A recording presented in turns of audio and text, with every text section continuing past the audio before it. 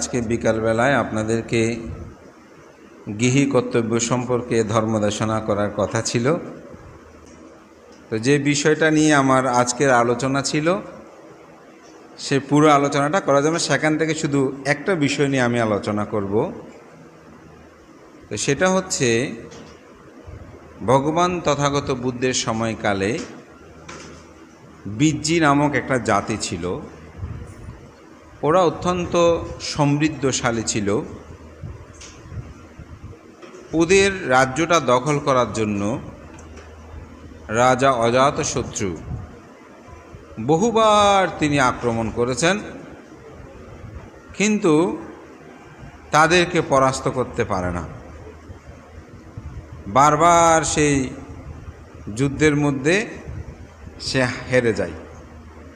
অথচ বিজ্জি জাতিটা বিশাল কোনো বড় কোনো জাতি নয়, অর্থাৎ বিশাল কোনো ভূখণ্ড নয়, বৈশালীতেই মূলত তাদের অবস্থানটা ছিল। কিন্তু ওদেরকে কোনো ক্রমেই পরাস্ত করা যেত না। এমনভাবে কি আক্রমণ করলো, কিন্তু গিয়ে আবার বেশিক্ষণ টিকতে পারে না, সেখান থেকে আবার পালিয়ে চলে আসে। তো এইভাবে তাদেরকে যখন পরাস্ত করতে পারছে না, তো একদিন রাজা অজাতশত্রু বলছে, তার একজন মন্ত্রী ছিল যার নাম ছিল বর্ষাকার ব্রাহ্মণ। তো তাকে বলছে যে বুদ্ধের শিষ্যদের মধ্যে অনেক রাজপুত্র আছে, অনেক রাজ্যের রাজা আছে যারা সংসার ত্যাগ করে ভিক্ষু হয়েছেন। আমি বারবার যে পরাস্ত হচ্ছি, আমার এত শক্তি থাকা সত্ত্বেও একটা ছোট্ট জাতির কাছে অবশ্যই তারা আমার বিষয় নিয়ে কোনো আলোচনা করবে। বলে যে কী আলোচনা করে, এটা একটু খবর নিয়ে দেখো। তো দেখা গেল সত্যিই সবাই এটা নিয়ে এদিক সেদিক ঘুরেফেরা করছে, গোয়েন্দা তত্ত্ব লাগিয়ে দিয়েছে কোনো আলাপ আলোচনা করে কিনা। তো এক সময় তথাগত বুদ্ধ এবং আনন্দের মধ্যে এই বিষয়ে একটি কথোপকথন হয়। তো আনন্দ তথাগত বুদ্ধকে প্রশ্ন করলেন, তথাগত বুদ্ধ,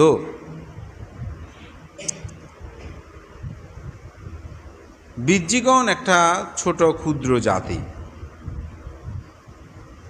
আর রাজা অজাতশত্রু বিশাল সাম্রাজ্যের একজন অধিকারী, কিন্তু এত শক্তি সামর্থ্য সম্পন্ন হওয়ার পরেও কেন তিনি বারবার বিজ্জুদের কাছে তিনি পরাস্ত হচ্ছেন?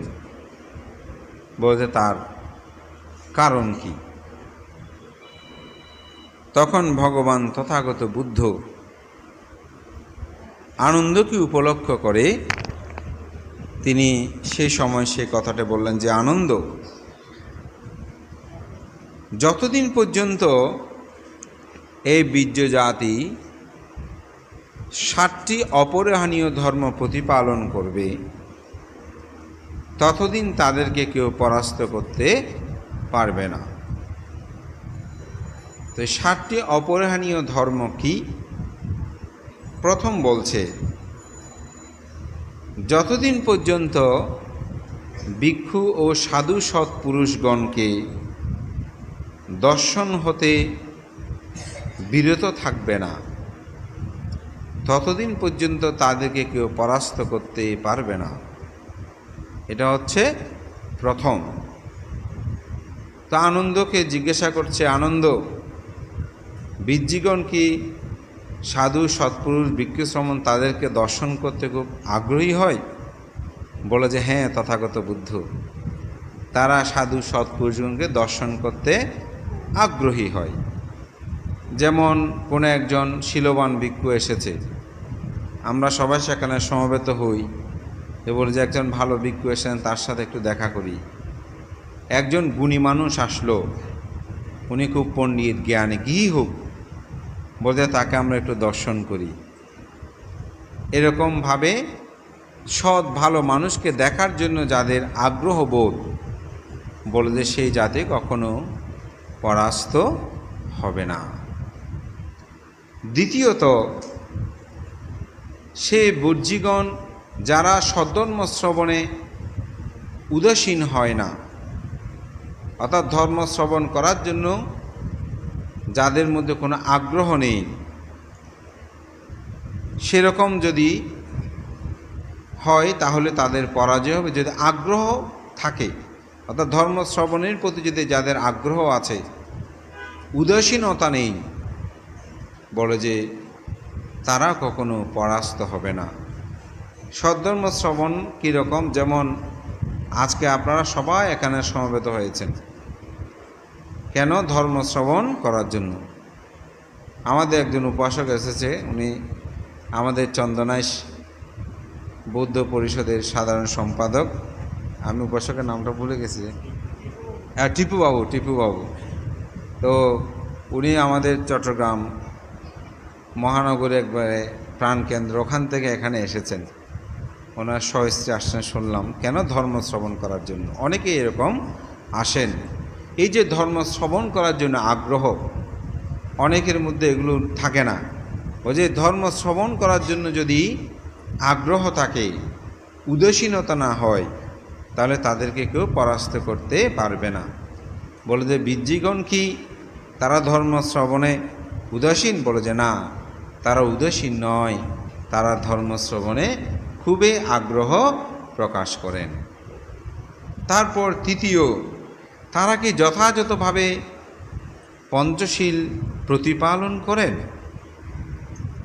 ত্রিশরণস পঞ্চশীল যদি তারা যথাযথভাবে প্রতিপালন না করেন, তাহলে তাদের পরাজয় হবে। যদি যথাযথভাবে পঞ্চশীল প্রতিপালন করে, তাহলে তাদের পরাজয় হবে না। বলে যে বিজ্জিগণ কি যথাযথভাবে পঞ্চশীল প্রতিপালন করে? বলে যে হ্যাঁ, তথাগত বুদ্ধ তারা যথাযথভাবে ত্রিশরণস পঞ্চশীল প্রতিপালন করে। আবার বলছে চতুর্থত, ভিক্ষুর প্রতি সাত পুরুষগণের প্রতি তারা কি প্রসন্ন হয়? অর্থাৎ ভিক্ষু সঙ্গ দেখলে, শ্রমণ দেখলে প্রসন্ন মানে শ্রদ্ধাবোধ জাগ্রত হয় কিনা। অনেক সময় আমাদের মধ্যে সেটা হয় না, কে এসেছে, আমার কি আসা যায়, এরকম। অর্থাৎ তারা যদি প্রসন্ন হয়, তাহলে তাদের কোনো সময় পরাজয় হবে না। বলতে পঞ্চমত, বিক্ষিপ্ত চিত্তে, অর্থাৎ তারা এলোমেলো ভাবে, তারা কি আনমনা হয়ে ধর্ম শ্রবণ করে? অর্থাৎ তারা কি যে মানে উদাস মনে, গভীর শ্রদ্ধাচিত্তে হীন হয়ে, শ্রদ্ধাচিত্তহীন হয়ে, বলে যে তারা কি ধর্ম শ্রবণ করে? বলে যে না, তারা গভীর শ্রদ্ধাচিত্তে হয়েই ধর্ম শ্রবণ করে। বলে যে তাহলে তাদের কোনরূপ পরাজয় হবে না। আবার বলছে বুদ্ধ শাসনের বাহিরে কি তারা কোনো দান ধর্ম করে? অনেক সময় আমরা নিজেদের ধর্ম ছাড়া অন্যান্য ক্ষেত্রেও আমরা কি করি? আমরা দান ধর্ম করি। তো এটা আমি যেহেতু লাইভে চলে, অনেক সময় ব্যাখ্যা দিতে পারি না।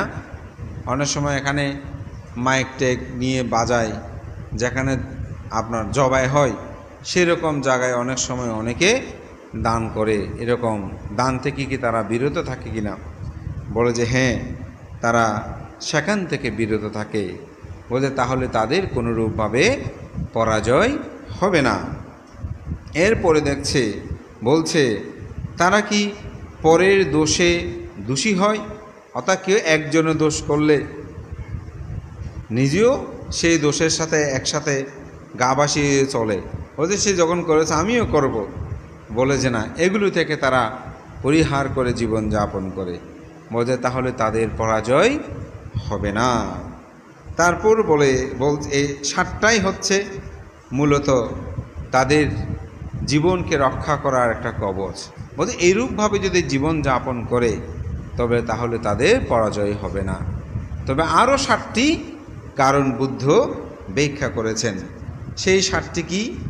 বলে যে তারা সভা সমিতিতে সর্বদাকে একত্রিত হয়। এটা হচ্ছে ব্যক্তি বিশেষ অথবা মানুষগুলো কীরকম, এই 7টি কারণ যদি মানুষের মধ্যে বিদ্যমান থাকে তাহলে তিনি প্রকৃত একজন উপাসক এবং উপাসিকা। তো সেজন্য বলছে তাদের মধ্যে এই 7টি বিদ্যমান আছে কিনা ব্যক্তি জীবনে। আবার বলছে সামগ্রিকভাবে অর্থাৎ একতাবদ্ধভাবে সেই বজ্জীগণ তারা কি সভা সমিতিতে সর্বদা একত্রিত হয় অর্থাৎ সমবেত হয় কিনা, একসাথে হয় কিনা। আমাদের দেশে একটা জাতি আছে, দেখবেন প্রতি একটি বারে তারা একটি ধর্মীয় স্থানে সবাই একসাথে সমবেত হয়। কথাগুলো একটু বুঝে নেবেন, দেখেন তাদের মধ্যে কীরকম একটা ঐক্যতা। এই 3 মাস আমি বলবো আপনারা যে এখানে হয়তো সকালবেলা 1 ঘন্টা, বিকেলে 2-3 ঘন্টা একসাথে আপনারা যে এক জায়গায় প্রতি সপ্তাহে একবার করে সমবেত হন, দেখেন আপনাদের মধ্যে একটা কীরকম আন্তরিকতার সেতু বন্ধন রচনা হয়। তো এটা যদি সর্বসময়ে থাকে তাহলে তো এটা চিন্তা করাই যাবে না কেমন হবে। তো সেজন্য বুদ্ধ বলছে, হে আনন্দ, যাহারা সভা সমিতিতে সর্বদা একত্রিত হয় তাদের কোনো সময় পরাজয় হয় না। বলে বীজ্যিগণ কি তারা সভা সমিতিতে একত্রিত সমাবেত হয়? বলে যে হ্যাঁ, তথাগত বুদ্ধ তারা একসাথে সমাবেত হয়। বলে তাহলে তাদের কোনো রূপভাবে পরাজয় হবে না। বলে দ্বিতীয়ত, সর্বদা তারা একতাবদ্ধ হয়ে একত্রিত হয়, সভা শেষে সকলেই কি একসাথে চলে যায়?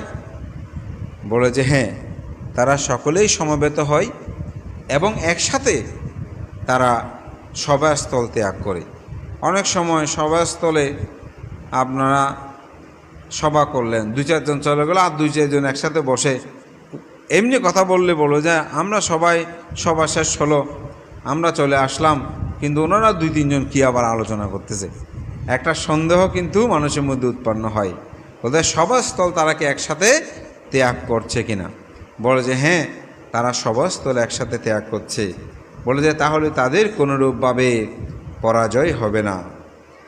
বলে যে তাদের দেশের মধ্যে যে সুনীতিগুলো বিদ্যমান আছে অর্থাৎ অতীত নিয়মগুলো বিদ্যমান আছে সেগুলো তারা রক্ষা করে চলে কিনা।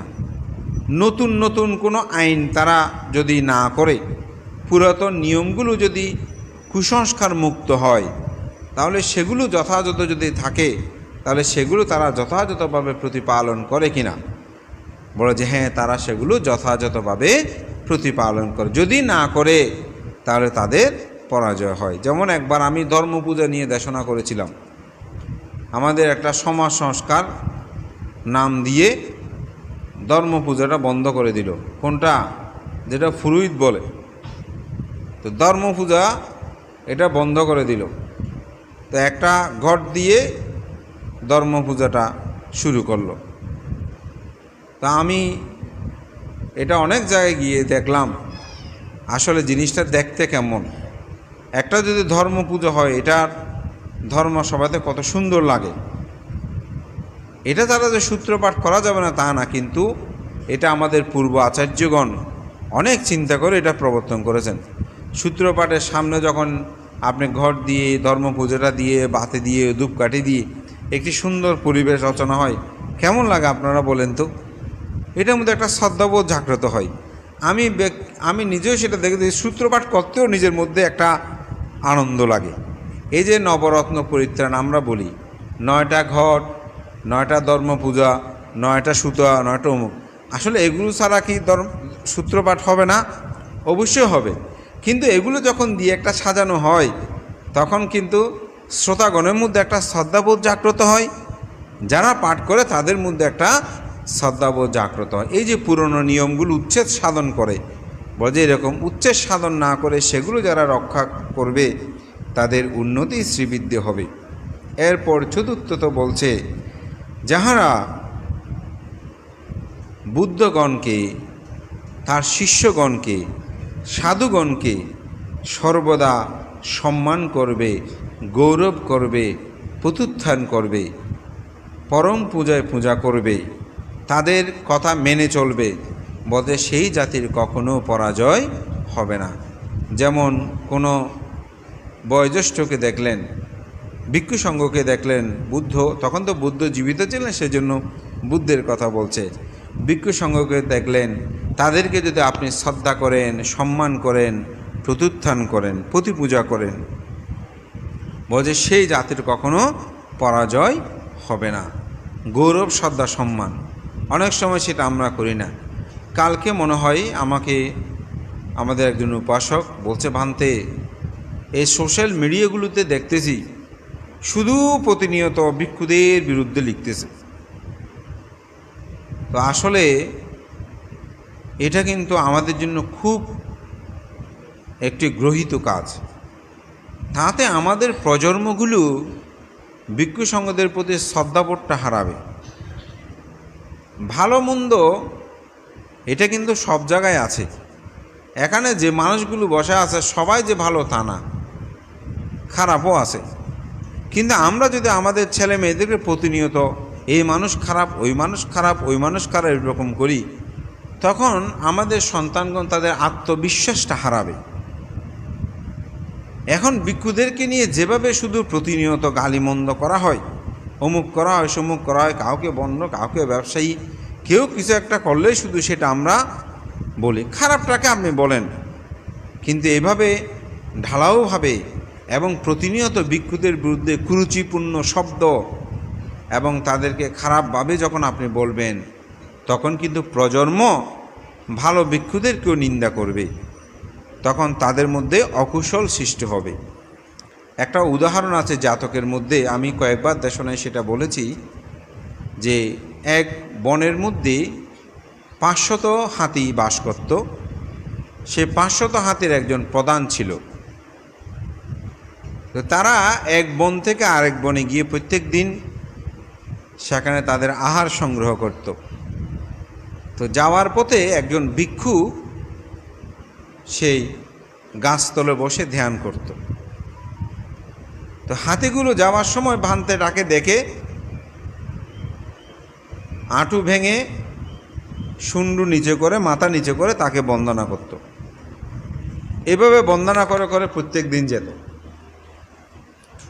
তো সেখানে এক ব্যাধ, অর্থাৎ পশু শিকারকারী, সে মূলত হাতি হত্যা করে হাতির দণ্ডগুলো, অর্থাৎ দাঁত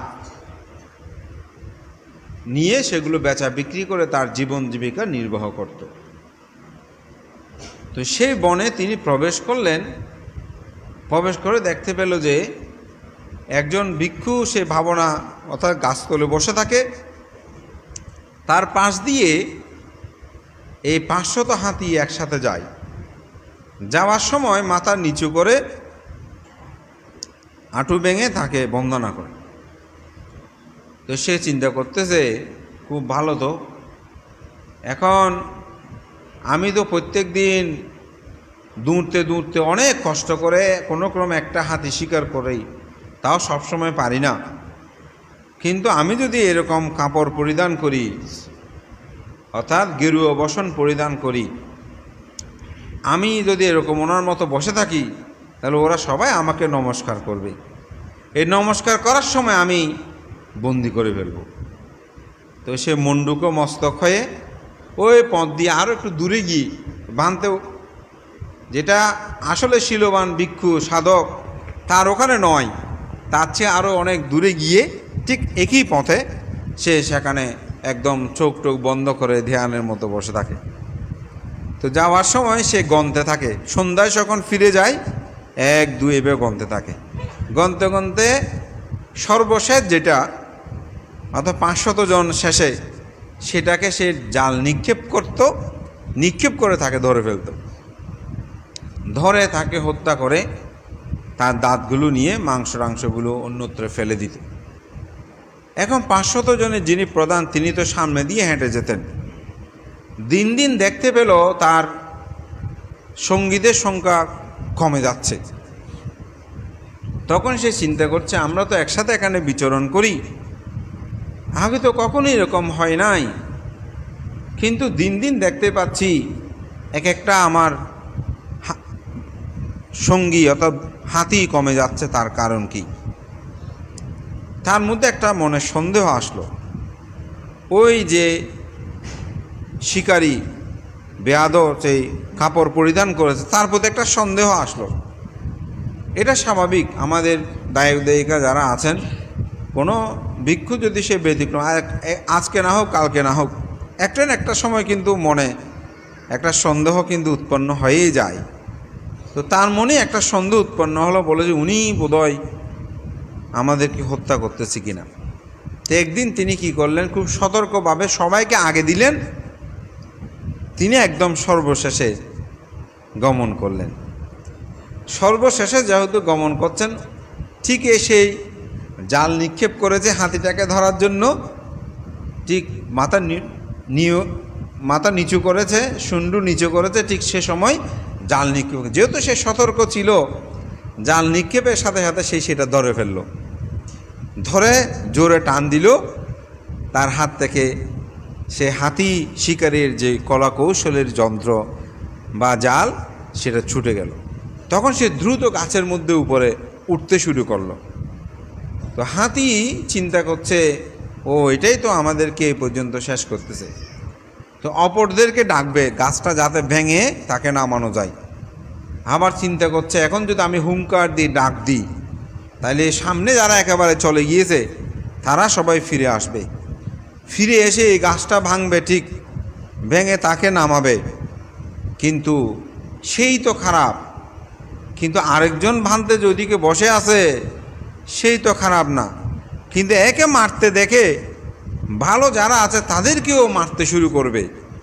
সুতরাং তখন তো এই হাতিদের অনেক পাপ হবে, অর্থাৎ আমার সঙ্গী সাথীদের অনেক পাপ হবে।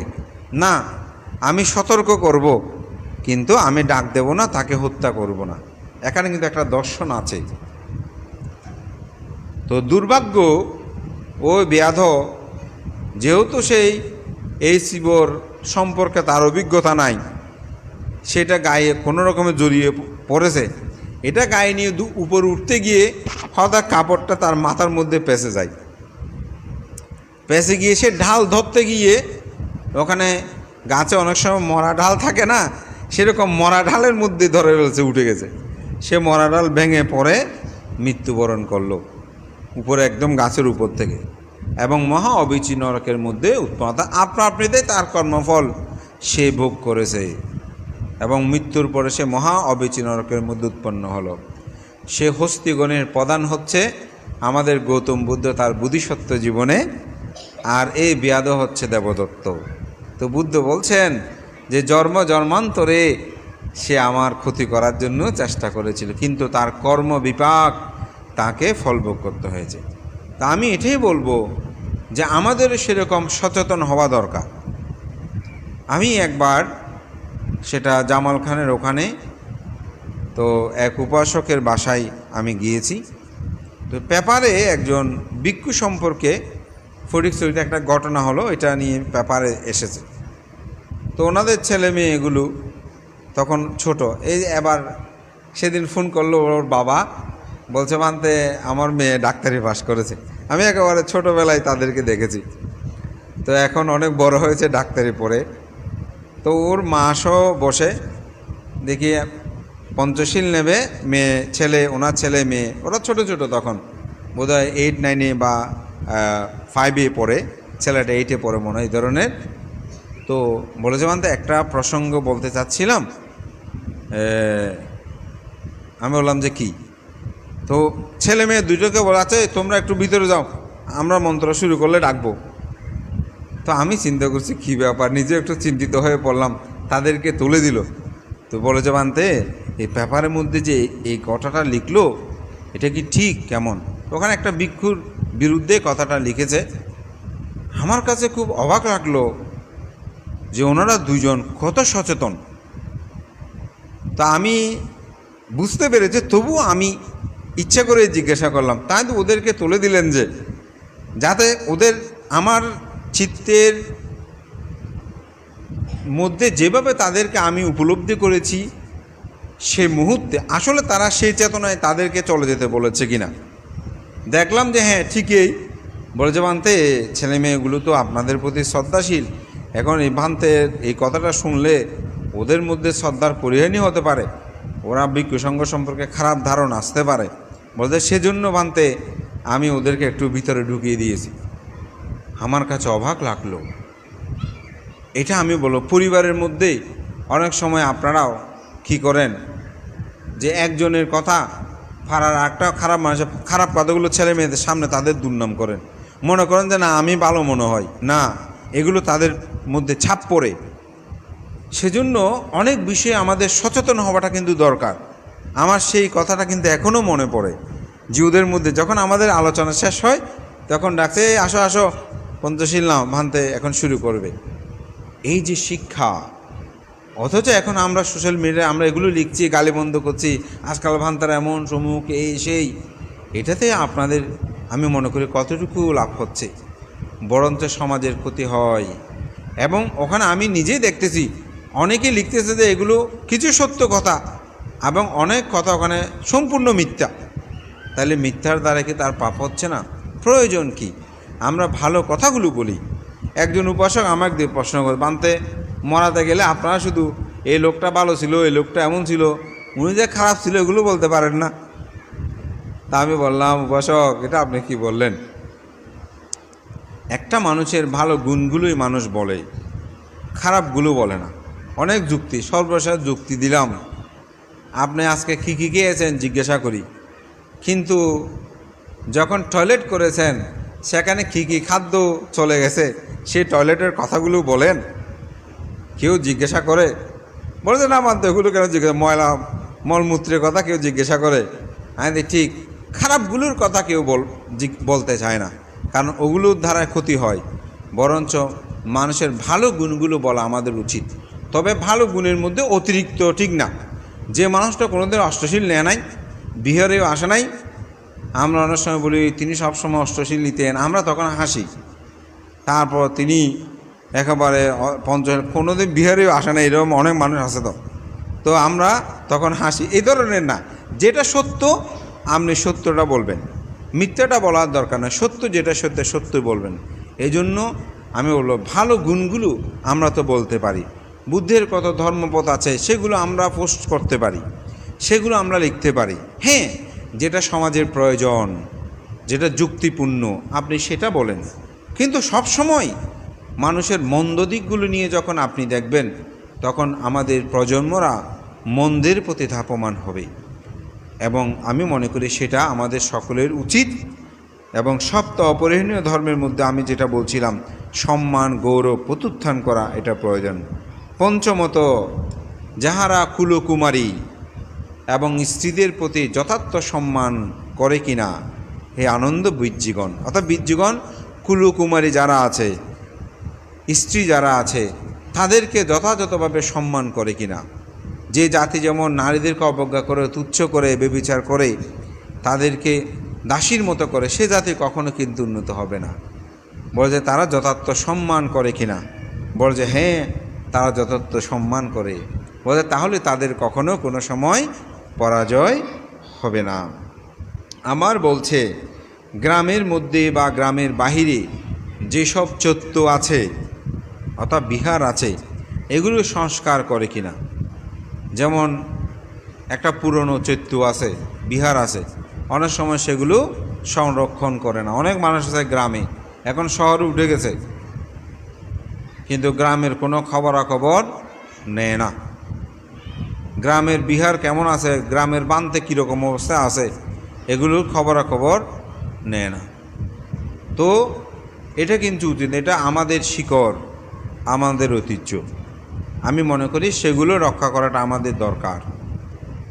এখানে আমরা যতই বাড়ি বিল্ডিং অমুক সমুক করি না কেন, কিন্তু আমাদের ঐতিহ্যটা, আমাদের ইতিহাসটা, আমাদের শেকড়টা হচ্ছে আমাদের গ্রাম। এই গ্রামগুলো যদি রক্ষা না হয় তাহলে জাতিসত্তাকে কখনো রক্ষা করা যাবে না। যাযাবর কখনো কোনো জাতিকে অস্তিত্ব টিকিয়ে রাখতে পারে না, এটা মনে রাখবেন।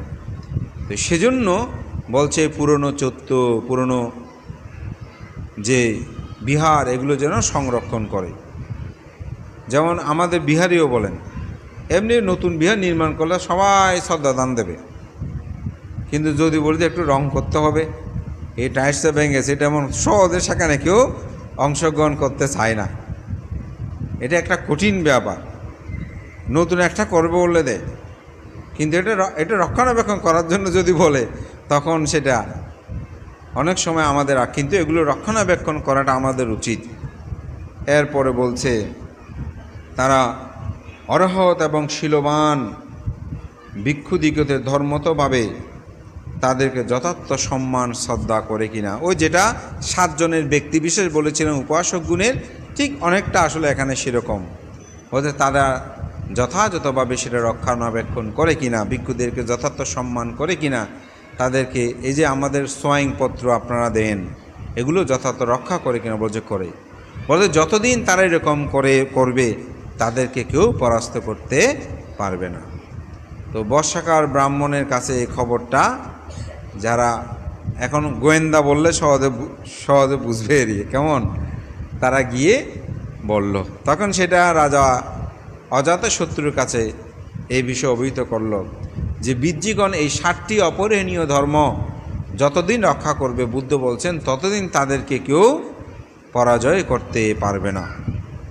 তো বলে যে এখন কি করতে পারি? বলে আপনি একটা কাজ করেন, আমাকে যে কোনো একটা ছোটোখাটো অপরাধ দেখিয়ে আমাকে আপনার মন্ত্রিত্ব থেকে আমাকে বের করে দেবেন, আমি ওদের দলে গিয়ে যোগদান করব। যখন আমি খবর দেব তখন আপনারা আক্রমণ করতে আসবেন। তো বলে যে ঠিক আছে। তো একদিন বিচার কার্য হলো, ওই বর্ষাকার ব্রাহ্মণ এরকম একটা অপরাধ করেছে, ছোটোখাটো একটা অপরাধ দিয়ে বলে তোমাকে আমার মন্ত্রিত্ব থেকে বহিষ্কার করলাম। তাকে বহিষ্কার করলো, সেখান থেকে গিয়ে বীরজিদের ওখানে গিয়ে যোগদান করলো। এখন দল পরিবর্তন হয় না, দেখেন না? তো সে সেখানে গেল, গিয়ে সভা সমিতি যখন শুরু হলো, তারা প্রত্যেক সময় প্রায় সময় সভা আহ্বান করত, একসাথে বসতো, একসাথে সিদ্ধান্ত নিত, একসাথে সেগুলো প্রতিপালন করত। তো সেভাবে তারা একসাথে বসে সিদ্ধান্ত নিত। বর্ষাকাল আস্তে আস্তে কিছুদিনের মধ্যে তাদের মধ্যে সম্পর্ক হয়ে যায়, অর্থাৎ ভালো একটা সম্পর্ক হয়ে যায়। তো পথ দিয়ে 2 জন আসতেছে, বর্ষাকালও যাচ্ছে। তো যাওয়ার সময় একজনকে বলল, ভাই তোমার সাথে একটু কথা আছে। বলছে কি কথা? বলছেন ওনার সামনে বলা যাবে না, একটু আলাদা করে বলতে হবে। তো আলাদা করে ডেকে নিয়ে বলছে তুমি কেমন আছো? বলে যে ভালো আছে। তো বলে কি কথা? বলে যে না, সেটা জিজ্ঞাসা করার জন্য। বলে যে কেমন আছে, ভালো আছে, এটা জিজ্ঞাসা করার জন্য 2 জন থেকে আলাদা করার দরকার কি? বলছে না, ওকে আমার বড় সুবিধার মনে হয় না, তো সেই জন্য। তো চলে গেছে। এখন ও জিজ্ঞাসা করতেছে, ও ডেকে তোমাকে কি জিজ্ঞাসা করছে? বলে যে আমি কেমন আছি সেটা জিজ্ঞাসা করেছে। এখন এরকম বললে কি কেউ কোনোদিন এটা বিশ্বাস করবে? স্বাভাবিকভাবে বিশ্বাস করবে না। তো বলে যে কেমন আছে এটা জিজ্ঞাসা করার জন্য আলাদা করে নিয়ে যাওয়ার তো কোনো প্রশ্ন নাই। তখন মনের মধ্যে একটা সন্দেহ উৎপন্ন হলো। আবার গেছে, আরেকজনের সাথে দেখা হলো, বলছে কেমন আছো? ভালো। বলছে ও তোমার নামে অনেক খারাপ কথা বলেছে। বলছে কী খারাপ কথা? না, এত কথা বলা যাবে না, বললে তোমাদের বন্ধুত্ব নষ্ট হয়ে যাবে, তোমাদের বন্ধুত্ব নষ্ট হয়ে, সেই জন্য বলতে, তবে তুমি তার থেকে একটু সাবধান থাকিও। তখন স্বাভাবিক এরকম বর্ষাকারে একজন থেকে একজন এরকম করতে শুরু করলো। এই বর্ষাকার ব্রাহ্মণ এখন আমাদের মধ্যে আছে, মরে যায়নি। এরকম সমাজে একজনকে লাগিয়ে দেয়, স্বামী স্ত্রীর ঘর সংসার এগুলো সব ধ্বংস করে দেয়। বর্ষাকার আছে না? আছে। তো এটা ভিক্ষু বলেন, দায়ক বলেন, গৃহী বলেন, সব জায়গায় এরকম বর্ষাকার ব্রাহ্মণ আছে। সন্দেহ যখন দিয়ে দিছে তখন দেখবেন সব ক্ষেত্রে এরকম মানসিক দূরত্বতা সৃষ্টি হয়ে যাবে। এইভাবে সৃষ্টি হতে শুরু করলো। তো সৃষ্টি হতে হতে শেষ পর্যন্ত তাদের একে অপরের মধ্যে মনোমালিন্য হতে শুরু করলো, একটা থেকে আরেকটা। দেখা গেল সভা সমিতিতে যখন বসে কেউ কারোর সাথে আর আগের মতো একতাবদ্ধ হয় না, কেউ একসাথে চলে না, একসাথে বসে না, অনেক ধরনের ডিভাইডেড হয়ে গেল। তখন অজাতশত্রুকে খবর দিল, বলে যে এখন আপনি আক্রমণ করতে পারেন, তারা আর আগের মতো সম্মিলিতভাবে নেই। তখন আক্রমণ করলো। তখন যুদ্ধে কেউ গেছে আর কেউ যায় না, আমি কেন যাব? তার সাথে মনোমালিন্য হয়েছে যে, তারপর তাদেরকে ধ্বংস করলো। কথিত আছে সেখান থেকে পলায়ন করতে করতে এই বীর্য জাতি বাংলাদেশ পর্যন্ত চলে আসলো। সেটা হচ্ছে বড়ুয়া জাতি। আমরা এক সময়, এটা বড়ুয়া জাতিদের ইতিহাসে বলছে যে আমরা বীর্য জাতি থেকে বড়ুয়া জাতিটা এসেছে। তো আমরা একতাবদ্ধ ছিলাম। তো আমরা আমাদের বর্ষাকার ব্রাহ্মণ আমাদেরকে ভাগ করে দিয়েছে। তো ভাগ করতে আমরা এখনও সেই রকম ভাগাভাগিতে আছি, একে অপরের মধ্যে দ্বন্দ্ব সাঙ্গাতে। আমরা যদি একতাবদ্ধ হই, সম্মিলিত হই, তাহলে ছোট হলেও আমি বলবো পৃথিবীতে মানুষ সমৃদ্ধ হয়ে থাকতে পারে যদি একতাবদ্ধভাবে থাকে। তা আজকে গৃহী বিনয়ী আমি সপ্ত অপরিহানীয় ধর্মে উপাসক উপাসিকার 7টি গুণধর্মটা সহ আজকে এখানে সপ্ত অপরিহানীয় কথাটি উপস্থাপনা করেছি। বুদ্ধ এই জন্য সুখ সাঙ্গাসা সামাগ্গী সামাজ্ঞানাং তাপসুক, সঙ্গের একতা হচ্ছে সুখজনক।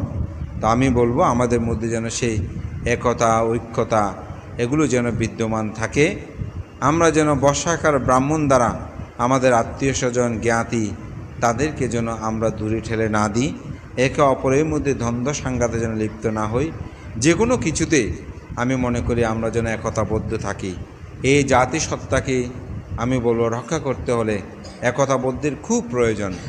আমি ছোটোখাটো কিছু দেশে আমার যাওয়ার সৌভাগ্য হয়েছে, যেখানে আমি দেখেছি একতাবদ্ধ, সেখানেই তারা সফলতা লাভ করেছে। আমাদের দেশেও আপনারা যেমন রামু ট্র্যাজেডির পর চিন্তা করে দেখেন, সবাই যখন আমরা একত্রবদ্ধ হলাম, সেটা যেমনই হবে হোক, কিন্তু সরকার বাধ্য হয়েছে সেই বিহারগুলো পুনর্নির্মাণ করে দিতে। এটা কিন্তু কম জিনিস নয়।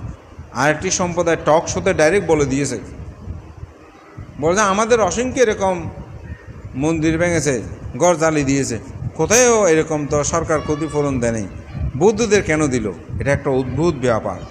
এটা হচ্ছে নেতৃত্ব, এটা হচ্ছে একতা, ঐক্যতা। মানুষ যখন একতা থাকে, ঐক্যতা থাকে, তখন সে মানুষ সব কিছু লাভ করে। একটি সমাজ, একটি পরিবারের মধ্যেও যদি স্বামী স্ত্রী পুত্র কন্যা মা বাবা তাদের মধ্যে একতা ঐক্যতা থাকে, তাহলে সেটা আমি মনে করি সেই পরিবার সর্বদিকেই সমৃদ্ধতা লাভ করে। আপনাদের মধ্যে সেটাই প্রত্যয় হোক এই প্রত্যাশা করে, আপনাদের সকলে উত্তরোত্তর শ্রীবৃদ্ধি কামনা করে আমার ধর্মকথা এখানেই শেষ করছি। জগতের সকল প্রাণী সুখী হোক। এবার পুণ্যদান করেন, সবাই বলুন।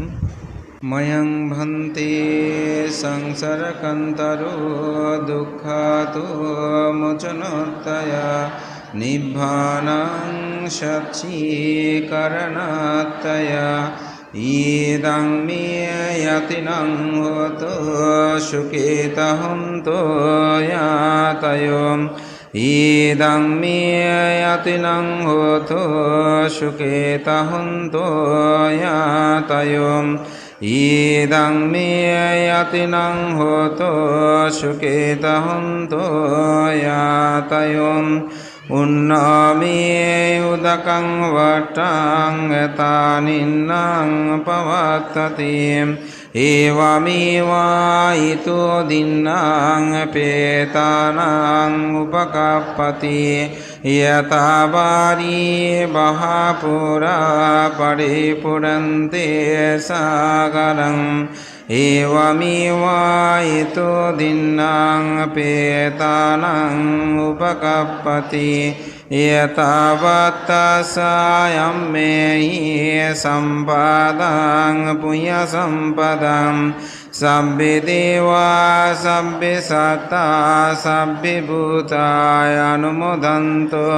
सब्बसम्पत्ति सिद्धियम् आकाशट्टा च भूमट्टा देवनागा महिन् भूयन्तां अनुमोदित्वा चिलं रक्षन्तु बुद्धशासनं चिलं रक्षन्तु बुद्धदेशनं चिलं रक्षन्तु मां परम् इमेना पुयकम्मेना मामे बाला समागमो সতং সমাগমো হতো ইয়াবনিব্বানাপত্তি ইদং মে পুয়াং আসবাক্কয়বহং হোতুম ইদং মে পুয়াং নিব্বানাসাপচ্ছায়োতুম সব্বে সত্তা সুখিতা হন্তু